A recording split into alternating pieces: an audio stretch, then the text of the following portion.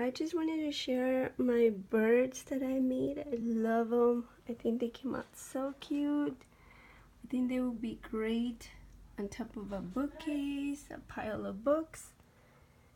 It would look so cute.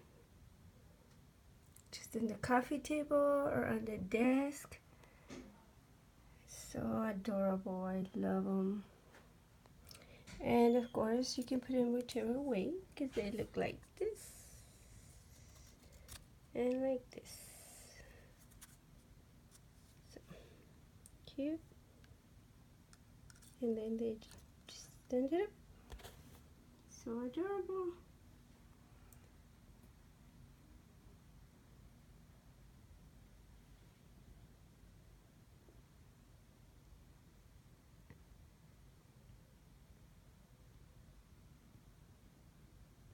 I'm gonna put them out for sale at the farmers market next week because we have Earth Day.